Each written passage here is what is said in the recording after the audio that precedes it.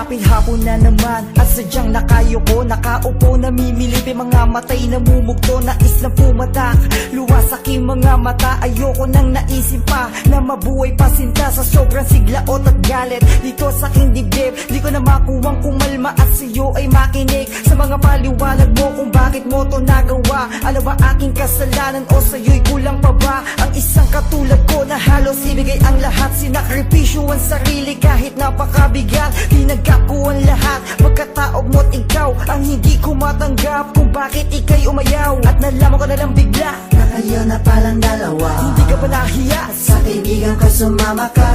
Tagos pusong kirot, lungkot at tapdi. Sawa na akong masaktan, ayoko na umibig pang muli.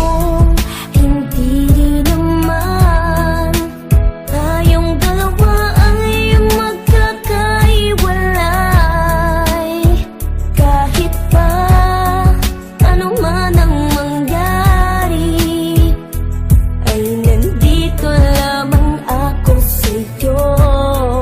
Tatanggapin muli kita sinta, sa kabila ng iyong mga nagawa,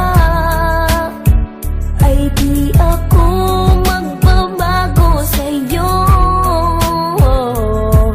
Pagkat ikaw ay aking mahal, o aking mahal. Sa kabila ng sakripisyo sa'yo't pagpapakabuti ko, di ko inasahang pagdurusa ang aabutin ko. Sa dami ng mga bagay na sa'yo'y aking binigay, kala ko ako lang pero ngayon ang iyong kapiling ay iba. At ang masakit, kaibigan ko pa at masakit na halos pagduldulan mo sa aking mukha na mas mahal mo siya. Bakit kilala mo ba siya ng lubusan para gawin mo sa kanya ang magsunod-sunuran na iwanan mo ako at ako ay itakwil? Di lang ikaw, pareho lang kayo sa akin na nagtaksil. Balang araw makikita mo ang iyong pagkakamali pag bumalik ka sa aking luwaan at puso mo'y sawi. Isang taon ang nagdaan ay bumalik ang luwaan, iniwanan kanya matapos galawin at anakan. Lumapit ka sa akin pagkat di mo alam ang gagawin, nakikiusap ka sa akin, ika'y muli kong tanggapin.